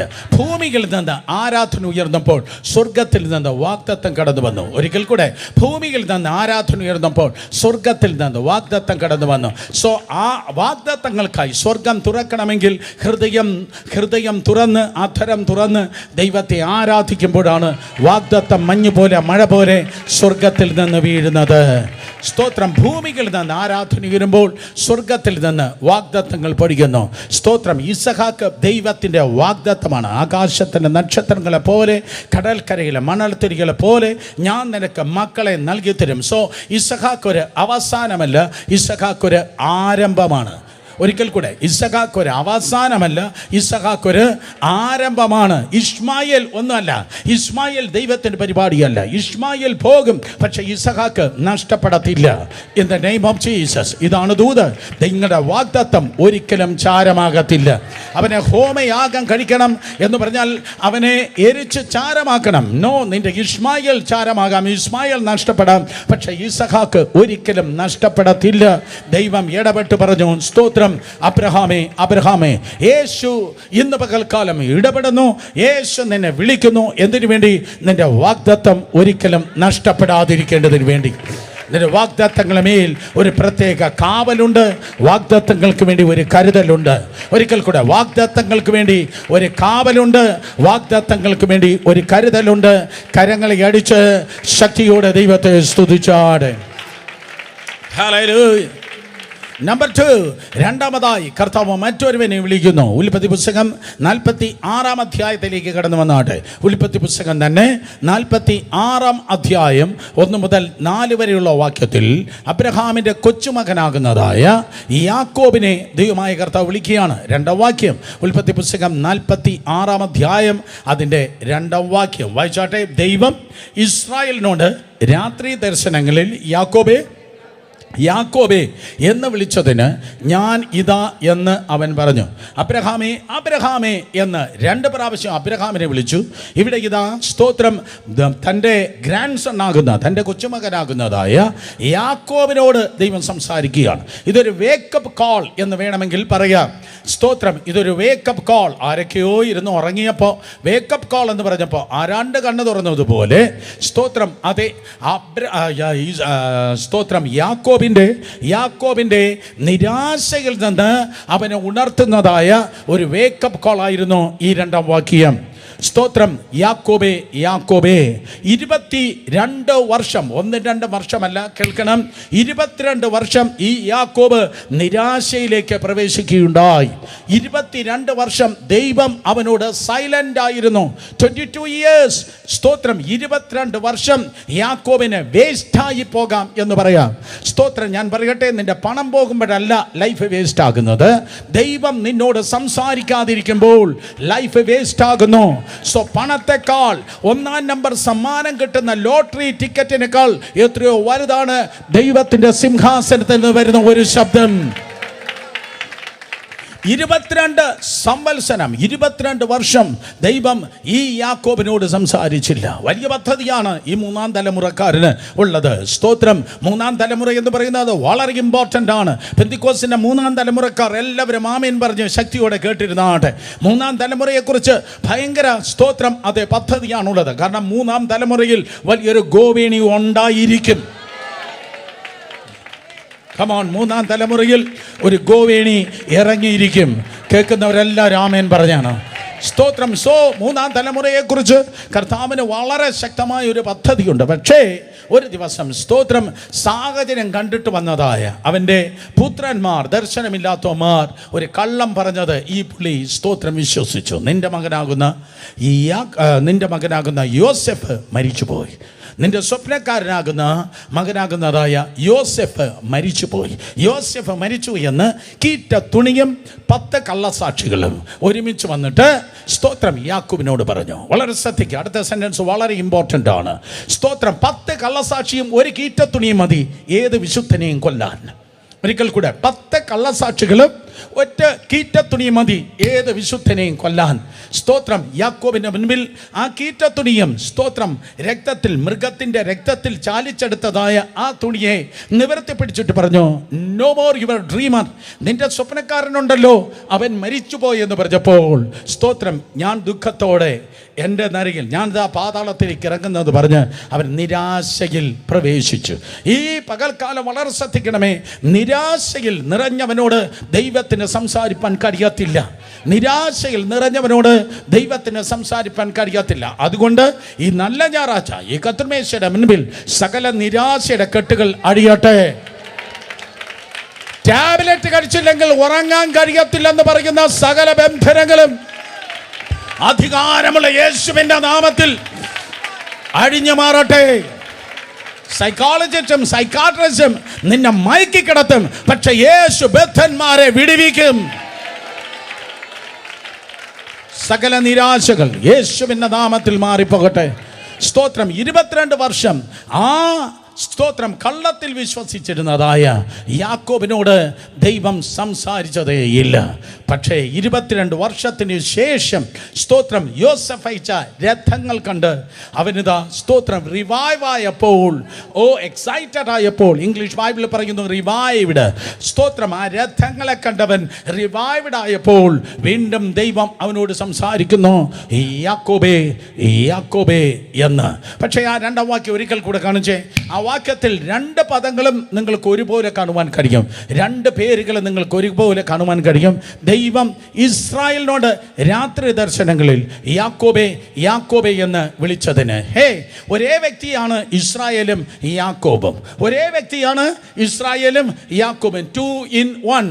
എത്ര പേർക്ക് ഓർമ്മയുണ്ട്? 2 in 1 ഓർമ്മയുള്ളവരെ കരങ്ങളെ ഉയർത്തിയാട്ടെ. സ്തോത്രം. ഒരു പെട്ടിക്കകത്ത് തന്നെ റേഡിയോയുണ്ട്, ടേപ്പ് റിക്കാർഡറുണ്ട്. റേഡിയോയുണ്ട്, ടേപ്പ് റിക്കാർഡർ. എൻ്റെ പിതാവ് ഗൾഫിലായിരുന്നു.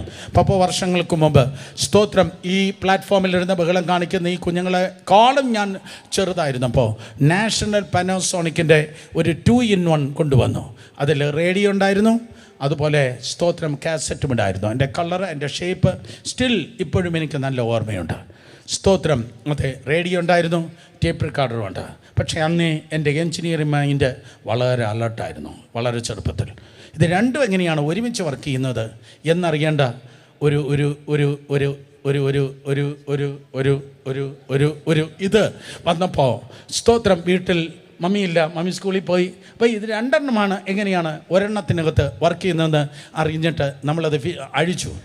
നമ്മളത് അഴിച്ചു. സ്തോത്രം. അഴിച്ചിട്ട് അപ്പോൾ നിങ്ങൾ ആരോ വിചാരിക്കും പണ്ടേ ആൾ ശരിയല്ല. Oh come on. നമ്മളത് അഴിച്ചിട്ട് അത് പാടി കേട്ടോ, വീണ്ടും വർക്ക് ചെയ്തു.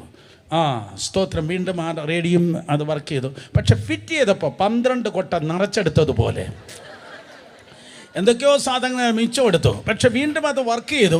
പക്ഷേ പല സാധനങ്ങൾ സ്തോത്രം അത് മിച്ചമെടുത്തു. മേ ബി നാഷണൽ പാനസോണിക്കുകാരെ എക്സ്ട്രാ വെച്ചത് എന്തെങ്കിലും ആയിരിക്കും. I don't know. സ്തോത്രം. അതെ, 2 in 1. ഒരു വശത്ത് റേഡിയോ ഉണ്ട്, മറുവശത്ത് ടേപ്പ് റെക്കോർഡറുമുണ്ട്. സോ എക്സാക്ട്ലി ഒരു വ്യക്തിയിൽ തന്നെ സ്തോത്രം ഇസ്രായേലുമുണ്ട്, അവനോട് കൂടെ യാക്കോബുമുണ്ട്. സ്തോത്രം. ദൈവത്തിന് വേണമെങ്കിൽ ഇസ്രായേലേ എന്ന് 2 വട്ടം വിളിക്കാമായിരുന്നു. പക്ഷേ കർത്താവ് വിളിച്ചത് നോ, ഇസ്രായേലേ എന്നല്ല, പഴയ യാക്കോബ്. അപ്പൻ്റെ വീട്ടിലുണ്ടായിരുന്ന പഴയ യാക്കോബ്, ലാബാൻ്റെ വീട്ടിൽ കണ്ടതായ ആ പഴയ യാക്കോബ്.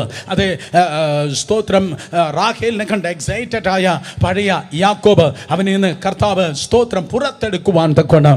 ദൈവത്തിൻ്റെ കൃപയാൽ കർത്താവ് വിളിക്കുന്നു, യാക്കോബേ യാക്കോബേ.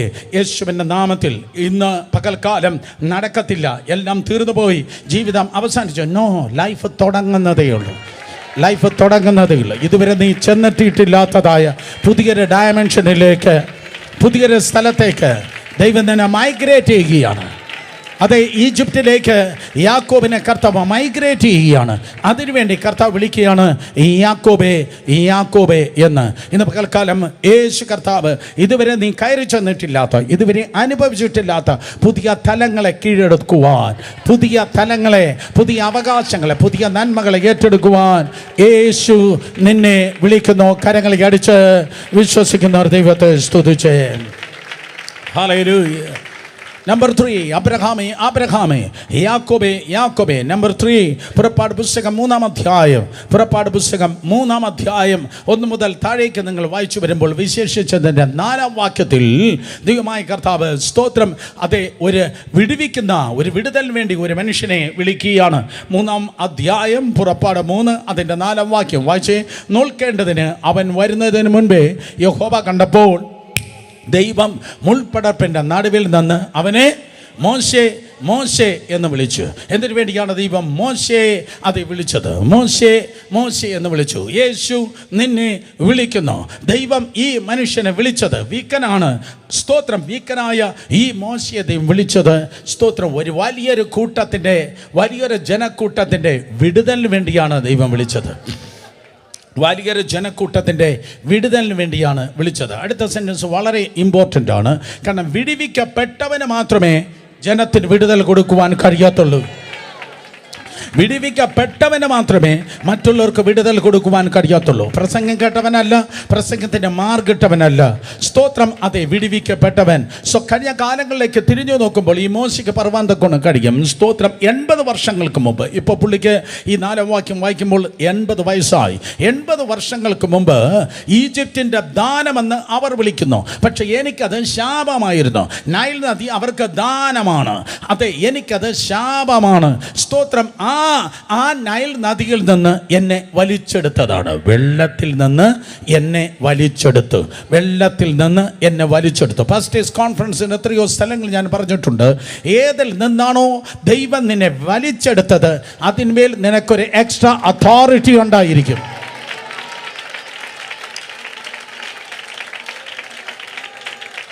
ആൽക്കഹോളിൽ നിന്നാണ് ദൈവം നിന്നെ വലിച്ചെടുത്തതെങ്കിൽ നീ തൊടുമ്പോഴായിരിക്കും മദ്യപാനികൾ വിടുവിക്കപ്പെടുന്നത്. ക്യാൻസറിനെ തോൽപ്പിച്ചാണ് പ്രസാദങ്ങളുടെ പോലെ നീ വന്നതെങ്കിൽ നീ തൊടുമ്പോഴായിരിക്കും ക്യാൻസറുകൾ യേശുവിൻ്റെ നാമത്തിൽ അത് വിടുതൽ പ്രാപിക്കുന്നത്.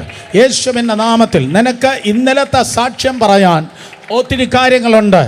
ഏതിൽ നിന്നാണോ ദൈവം നിന്നെ വലിച്ചെടുത്തത് അതിൽ നിന്ന് വലിച്ചെടുക്കുക മാത്രമല്ല, ഏതിൽ നിന്നാണോ ദൈവം നിന്നെ കൊണ്ടുവന്നത് നിൻ്റെ കൂടെയുള്ള വേറെ ആർക്കും ഇല്ലാത്തതായ അധികാരം അതിന്മേൽ കർത്താവ് നിനക്ക് നൽകുക തന്നെ ചെയ്യും. തിരുവചനം പറയുന്നു, അഹരോൻ തൻ്റെ ജ്യേഷ്ഠനാണ്, മിരിയാം തൻ്റെ ചേച്ചിയാണ്, അവർക്കാർക്കും ഇല്ലാത്തതായ അധികാരം ആ വീട്ടിലെ 3-ാമത്തെ കുഞ്ഞാകുന്നതായ മോശയ്ക്ക് ദൈവം നൽകിയുണ്ടായി. ഏത് വെള്ളത്തിൽ വെച്ചാണോ അവൻ തീരുമെന്ന് പിശാച് വിധി എഴുതിയത് അതേ വെള്ളത്തിൽ വെച്ചാണ് അവൻ്റെ ശുശ്രൂഷ ആരംഭിച്ചത്. 80-ാമത്തെ വയസ്സിൽ ഒന്നാമത്തെ ബാധ പറഞ്ഞാട്ടെ, 10 ബാധകൾ. ഒന്നാമത്തെ എന്താണ്? നൈൽ നദിയിലെ വെള്ളം രക്തമായി തീർന്നു. ഒരിക്കൽ കൂടെ കേൾക്ക്, ഏതിനാണോ നിന്നെ തീർക്കുമെന്ന് പറഞ്ഞത്, ഇന്ന് പകൽ കർത്താവ് പറയുന്നു, നോ, ഇത് ഫിനിഷിംഗ് പോയിന്റ് അല്ല, ഇത് നിന്റെ സ്റ്റാർട്ടിംഗ് പോയിന്റ് ആണ്. വെള്ളത്തെ രക്തമാക്കി. സ്തോത്രം. മോശ കരത്തെ നീട്ടിയപ്പോൾ വെള്ളം വിഭാഗിക്കപ്പെട്ടു. കയ്പ് വെള്ളം, സ്തോത്രം, മധുരവെള്ളമായി തീർന്നു. അവൻ പാറയടിച്ചപ്പോൾ വെള്ളം പുറപ്പെട്ടു. വെള്ളം, സ്തോത്രം, കുടിക്കാതെ ഉപവസിച്ചു. ആ ലിസ്റ്റ് അങ്ങനെ നീണ്ടുപോകുന്നു. അങ്ങനെ മോശേ എന്ന് ദൈവം വിളിച്ചത്, ആ വിടുതൽ നിന്നിൽ മാത്രം ഒതുങ്ങുകയല്ല, പകരം, സ്തോത്രം, നിന്റെ വിടുതൽ 30 ലക്ഷത്തിൻ്റെ വിടുതലായി തീരുവാൻ വേണ്ടി പോകുന്നു. ഹല്ലേലൂയ. യേശുവിൻ്റെ നാമത്തിൽ എൻ്റെ മുൻപിലായിരിക്കുന്ന അനേകരിലൂടെ ആയിരക്കണക്കിന് ജനം ഈ തലമുറയിൽ ദൈവകൃപയാൽ വിടുവിക്കപ്പെടുവാൻ വേണ്ടി പോകുകയാണ്. ഹല്ലേലൂയ.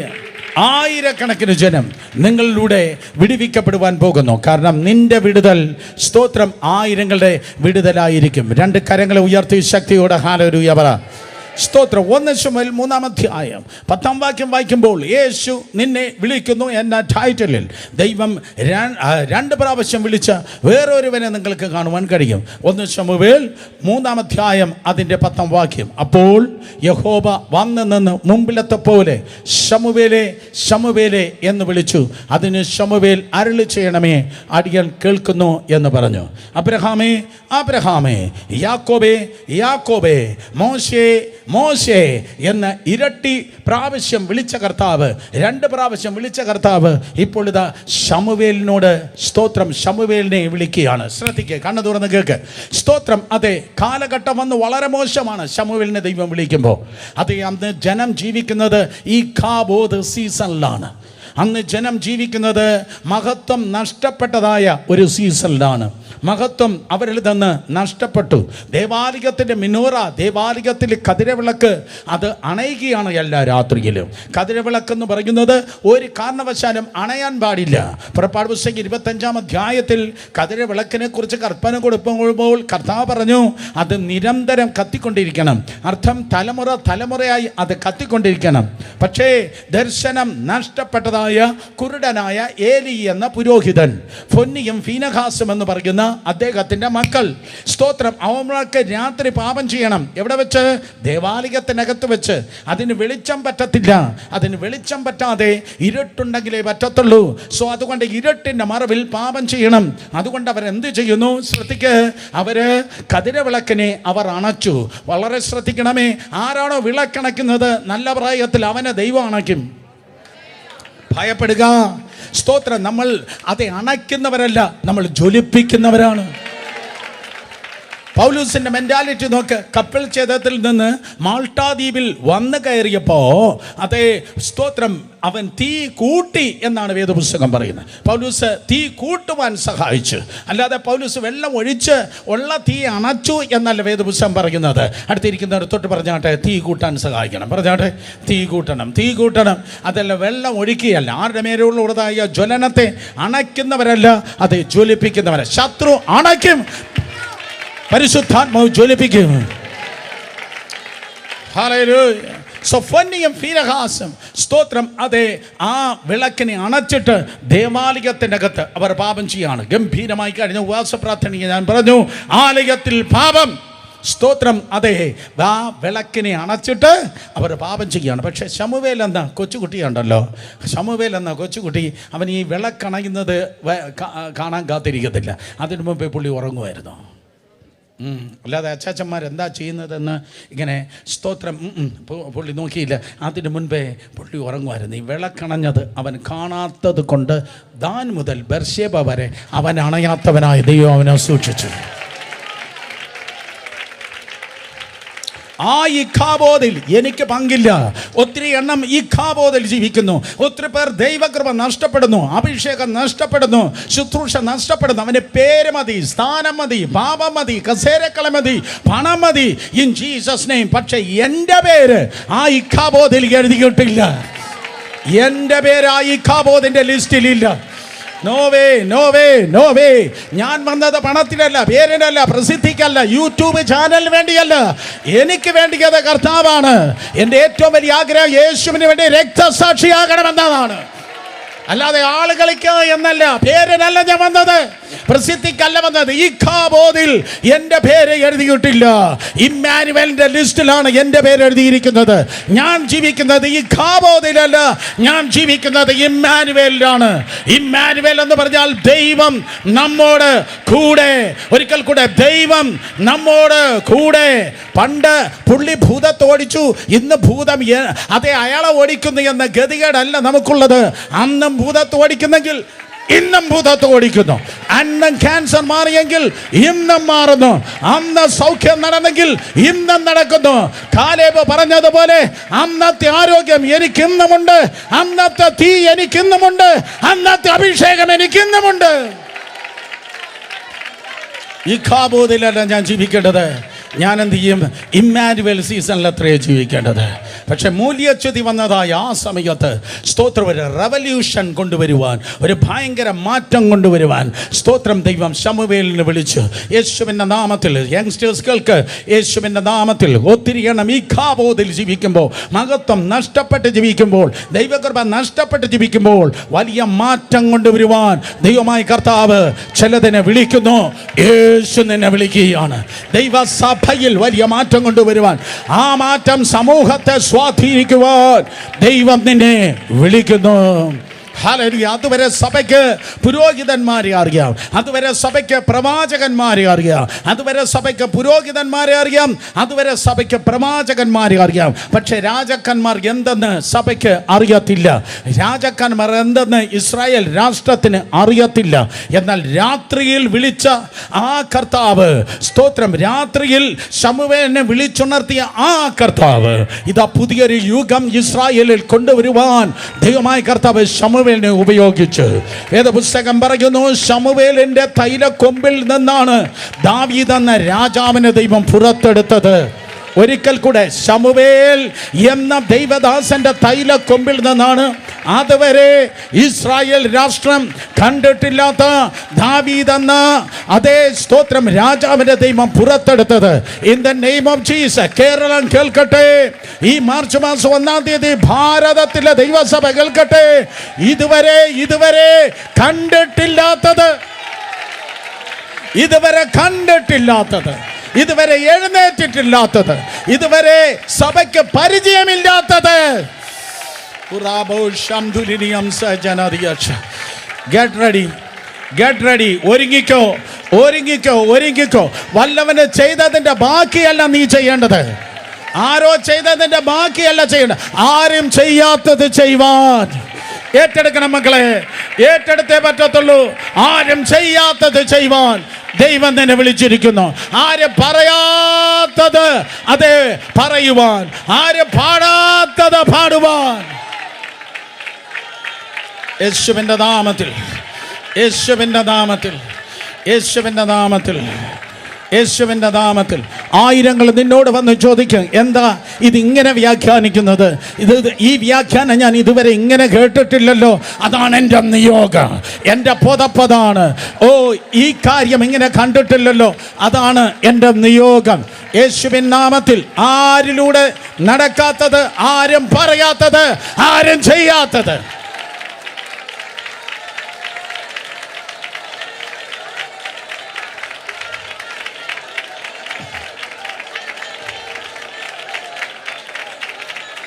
ഒരു പുതുപുത്തൻ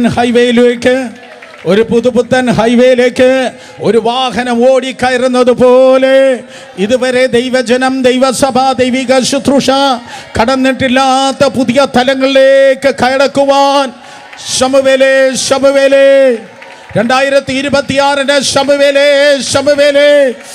2026 ശമൂവേലേ.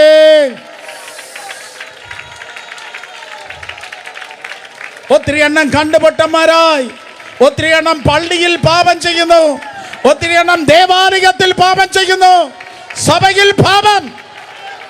അതിൻ്റെ നടുവിൽ 2026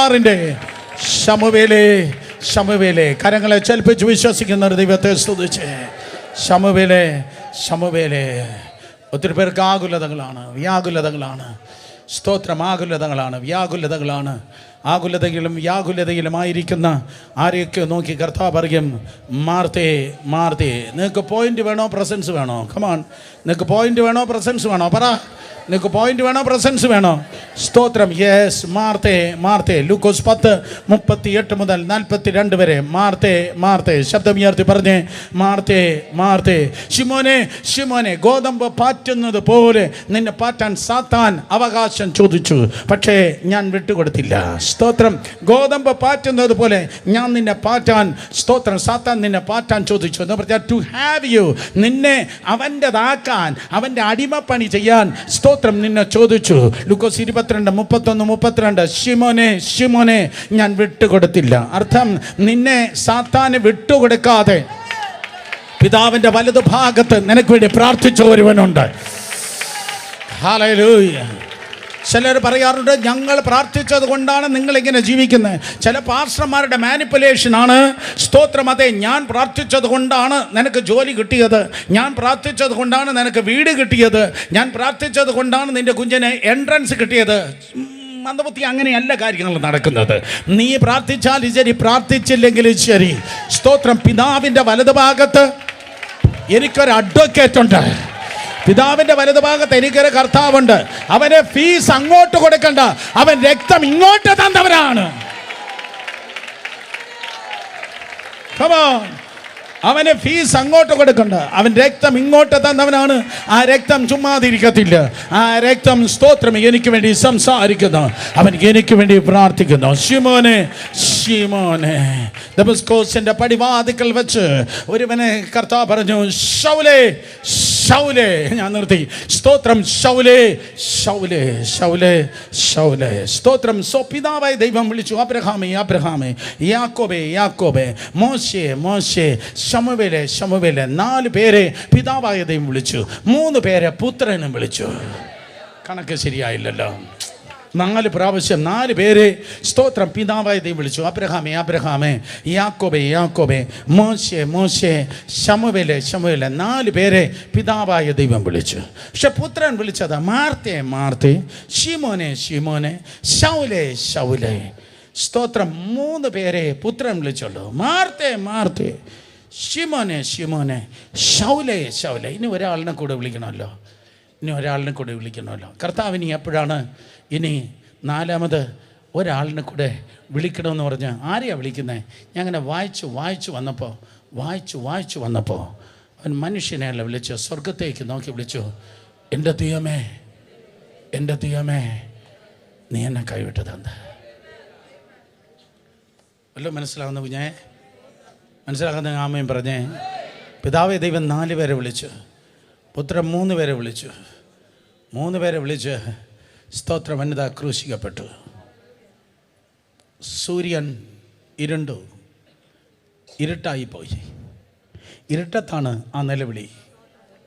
ഇരുട്ടിൽ കരഞ്ഞ ആരെയിലുണ്ടോ? ഇരുട്ടിൽ കരഞ്ഞ ആരെയിലുണ്ടോ? ഓ, നിങ്ങൾ VIP സർവീസ്, സെക്കൻഡ് സർവീസ്.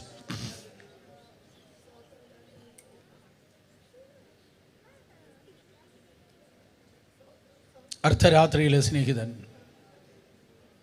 ആ ഇരുട്ടത്ത് കിടന്ന് 3 മണിക്കൂർ നേരമായിരുന്നു പ്രകാശം ഉണ്ടായിരുന്നു. അടുത്ത 3 മണിക്കൂർ നേരം ഒരു ട്രാൻസ്ലേഷനിൽ പണ്ട് ഞാൻ ഇങ്ങനെയാണ് വായിച്ചത്, പല ആവർത്തി നിലവിളിച്ചെന്ന്, പല പ്രാവശ്യം ഇങ്ങനെ ചോദിച്ചെന്ന്, എൻ്റെ ദൈവമേ എൻ്റെ ദൈവമേ. അതിന് മുൻപ് ഒരു പ്രാവശ്യം പോലും ദൈവമേ എന്ന് വിളിച്ചിട്ടില്ല. അവൻ വിളിച്ചത് എൻ്റെ പിതാവേ എന്നാണ് വിളിച്ചത്. 12-ാം വയസ്സിൽ ദേവാലയത്തിൽ ഇരുന്നപ്പോൾ തന്നെ, സ്തോത്രം, എൻ്റെ പിതാവിനുള്ളതിൽ ഞാൻ ഇരിക്കേണ്ടതല്ലയോ എന്നാണ് മറിയോടുത്ത് ചോദിച്ചത്. എൻ്റെ പിതാവ്. രഹസ്യത്തിൽ പരസ്യത്തിൽ, വലിയ കൂട്ടത്തിൽ ചെറിയ കൂട്ടത്തിൽ, ഗ്രാമത്തിൽ പട്ടണത്തിൽ, എല്ലായിടത്തും പറഞ്ഞത്, സ്തോത്രം, എൻ്റെ പിതാവ് എന്നാണ് എപ്പോഴും പറഞ്ഞത്. പക്ഷെ ഒരേ ഒരു പ്രാവശ്യമേ എൻ്റെ ദൈവമേ എന്ന് വിളിച്ചുള്ളൂ. മനുഷ്യരായിട്ടുള്ള നമ്മളാണ് പിതാവായ ദൈവത്തെ ദൈവമേ എന്ന് വിളിക്കുന്നത്. ഒരിക്കൽ കൂടെ, മനുഷ്യരായിട്ടുള്ള നമ്മളാണ് ദൈവത്തെ ദൈവമേ എന്ന് വിളിക്കുന്നത്.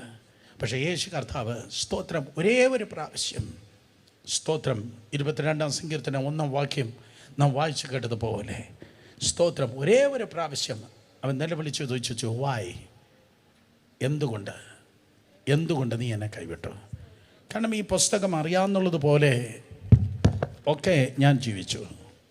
എന്നെക്കുറിച്ച് എഴുതിയത് ഒന്നും ഞാൻ തെറ്റിച്ചില്ല. ദൈവവചനപ്രകാരമായിട്ടാണ് ഞാൻ ജീവിച്ചത്. നീ പറഞ്ഞതുപോലെ ഞാൻ പ്രസംഗിച്ചു, നീ പറഞ്ഞതുപോലെ ഞാൻ ജീവിച്ചു, നീ പറഞ്ഞതുപോലെ ഞാൻ ശുശ്രൂഷിച്ചു. പക്ഷെ എന്നിട്ടും എന്തുകൊണ്ടാണ് ഈ അവസ്ഥ എനിക്ക് വന്നത് എന്ന ക്രമത്തിൽ, വായ്, എന്തുകൊണ്ട് നീ എന്നെ കൈവിട്ടു? ഓക്കെ, കർത്താവ് ചോദിച്ചതുപോലെ, സ്തോത്രം, കർത്താവ് ആ പരാതിയുടെ പ്രാർത്ഥന പറഞ്ഞതുപോലെ സംടൈംസ്, സ്തോത്രം, നമ്മൾ ഒരു പക്ഷേ ദൈവത്തോട് ചോദിക്കാറുണ്ട്, അല്ലെങ്കിൽ ചോദിച്ചു പോയിട്ടുണ്ട്, എന്തുകൊണ്ട്.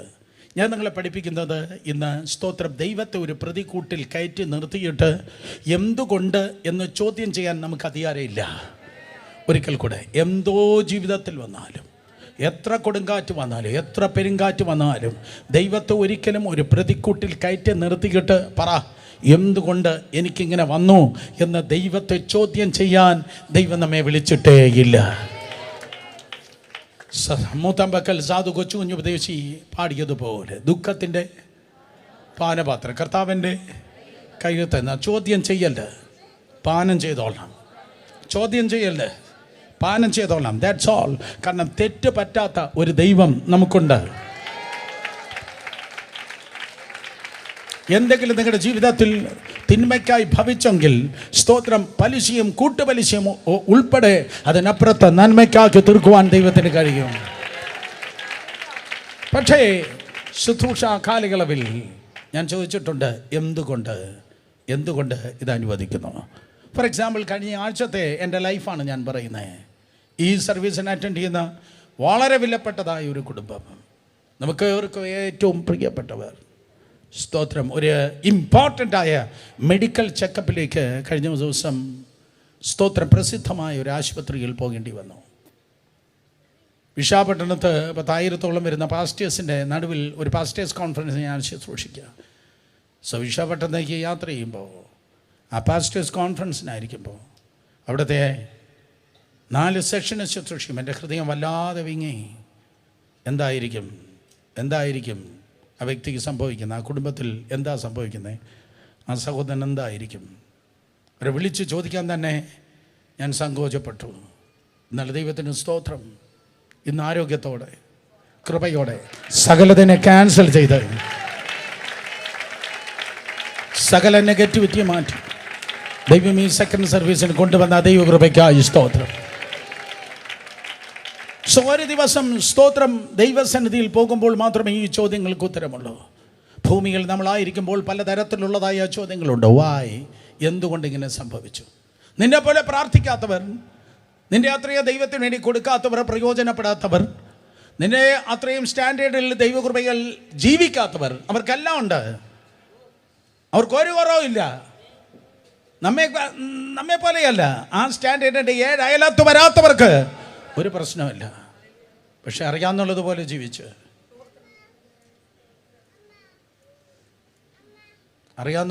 ജീവിച്ച് ദൈവകൃപയിലായിരിക്കുന്ന നിനക്ക് മാത്രമേ, ശരീരത്തിലല്ല ഹൃദയത്തിൽ മുറിവുകളും തകർച്ചകളുമായി ജീവിക്കുമ്പോൾ നമ്മളറിയാതെ ചോദിച്ചു പോയിട്ടുണ്ട്, എന്തുകൊണ്ട് എൻ്റെ വീട്ടിൽ മാത്രം ഇങ്ങനെ? എന്തുകൊണ്ട് എൻ്റെ കുഞ്ഞിന് മാത്രം ഇങ്ങനെ? എന്തുകൊണ്ട് എനിക്ക് മാത്രം? നിങ്ങളാരും മിണ്ടുന്നില്ല. ഞാൻ ചോദിച്ചിട്ടുണ്ട്. ചോദ്യം ചെയ്യുകയല്ല ദൈവത്തെ, ഇതല്ല, ദാറ്റ്സ് എ ക്വസ്റ്റ്യൻ. പക്ഷെ ഒരു ദിവസം ഞാൻ പറയട്ടെ, സ്വർഗത്തിൽ നമ്മളെത്തും. ഭൂമിയിൽ നമുക്ക് ചോദ്യങ്ങളുണ്ട്. ഭൂമിയിൽ നമുക്ക് ചോദ്യങ്ങളുണ്ടെങ്കിൽ സ്വർഗത്തിൽ നമുക്ക് ഉത്തരങ്ങളുണ്ട്.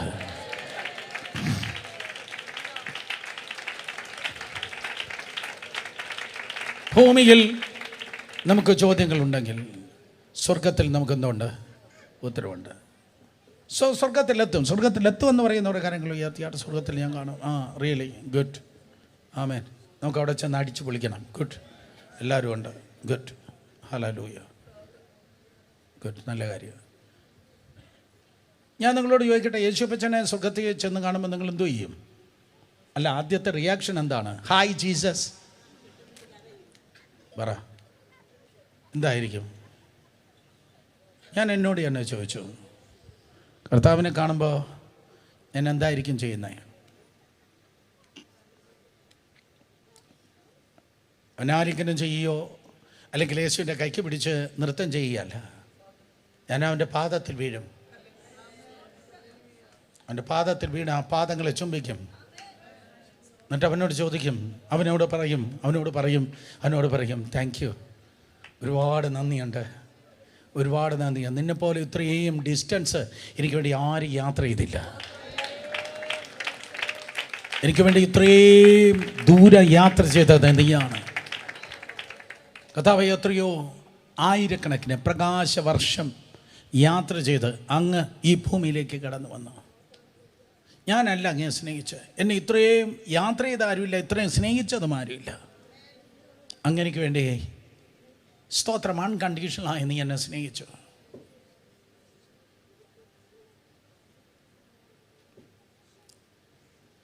അങ്ങനെക്ക് വേണ്ടി മുറിവേറ്റു. അങ്ങയുടെ അവസാനത്തുള്ളി രക്തം വരെ എനിക്ക് വേണ്ടി ഒഴുക്കി. അങ്ങനെക്ക് വേണ്ടി മുറിവേറ്റു. അവസാനത്തുള്ളി രക്തം വരെ അങ്ങനെക്ക് വേണ്ടി ഒഴുക്കി. അങ്ങനെക്ക് വേണ്ടി മരിച്ചു. എൻ്റെ പാദങ്ങളെ ഞാൻ തെരുതരെ ചുംബിക്കും. എൻ്റെ പാദങ്ങളെ ഞാൻ തെരുതരെ ചുംബിക്കും. ഞാൻ ചിന്തിക്കുന്നു, കർത്താവ് ഇങ്ങനെ നിർവികാരമായി ഇങ്ങനെ ഇരിക്കത്തില്ല. ഈ വചനത്തിൻ്റെ മുൻപിൽ നിർവികാരമായി ഇരിക്കുന്ന ആരെങ്കിലും ഉണ്ടെങ്കിൽ ഉടനെ മനസ്സിലാക്കണം, കർത്താവുമായിട്ടുള്ള ബന്ധം അവർക്ക് നഷ്ടപ്പെട്ടതുകൊണ്ടാണ്.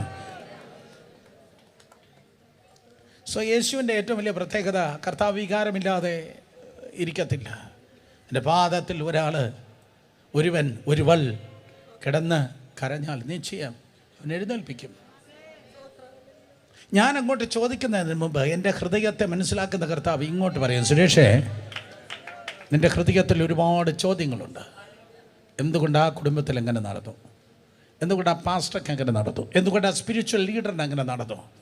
കഴിഞ്ഞ 36-37 വർഷത്തെ ചോദ്യങ്ങളാണ്. എന്തുകൊണ്ട് ആ ചർച്ചിന് എങ്ങനെ നടന്നു? എന്തുകൊണ്ട് ആ സഹോദരൻ അങ്ങനെ നടന്നു? എന്തുകൊണ്ട് ആ കുഞ്ഞിൻ്റെ ജീവിതത്തിൽ അങ്ങനെ നടന്നു? പല ചോദ്യങ്ങളുണ്ട്. പക്ഷെ ഒരു പുഷ്പം വിടരുന്നത് പോലെ ഭൂമിയിൽ അത് മൊട്ടായിരുന്നു. ഒരിക്കൽ കൂടെ, ഭൂമിയിൽ അത് മൊട്ടായിരുന്നു. പക്ഷെ സ്വർഗത്തിൽ നീതി സൂര്യൻ്റെ മുൻപിൽ ആ മൊട്ട് വിടരുന്നത് പോലെ ആ ചോദ്യങ്ങൾക്ക് മുഴുവൻ കർത്താവിൻ്റെ സന്നിധിയിൽ ഉത്തരമുണ്ട്. യേശുവിൻ നാമത്തിൽ. ഭൂമിയിൽ നിങ്ങൾക്ക് ചോദ്യങ്ങളുണ്ടായിരിക്കും. എന്തുകൊണ്ട് എൻ്റെ കുഞ്ഞെനിക്ക് നഷ്ടപ്പെട്ടു? എന്തുകൊണ്ട് എൻ്റെ വീട്ടിൽ നിന്ന് മരണത്തിൻ്റെ നിലവിളി ഉയർന്നു? എന്തുകൊണ്ട് എൻ്റെ ജീവിതത്തിൽ പല കാര്യാദികൾ സംഭവിച്ചു? എൻ്റെ ദൈവമേ. നമുക്കൊരു ദൈവമുണ്ട്. സ്തോത്രം. അവൻ വ്യക്തിത്വങ്ങളെ വിളിക്കുന്നവൻ. നമുക്കൊരു യേശുവുണ്ട്, രക്ഷകൻ. അവൻ വ്യക്തികളെ വിളിച്ചവൻ. പക്ഷേ അതേ സമയത്ത് വേഷത്തിൽ മനുഷ്യനായവൻ ഈ ലോകത്തിലേക്ക് ഇറങ്ങി നിന്നപ്പോൾ അവൻ മനുഷ്യരെ മാത്രമല്ല വിളിച്ചത്, തല ഉയർത്തി പിതാവിനെ വിളിച്ചു. എൻ്റെ ദൈവമേ, നീ എന്നെ കൈവിട്ടത് എന്ത്? ആ കർത്താവ് ഇന്ന് പകൽ നമ്മുടെ മധ്യത്തിലുണ്ട്. നിങ്ങൾക്ക് ചോദ്യങ്ങളുണ്ടെങ്കിൽ തെറ്റുപറ്റാത്ത ദൈവത്തിന് ഉത്തരമുണ്ട്.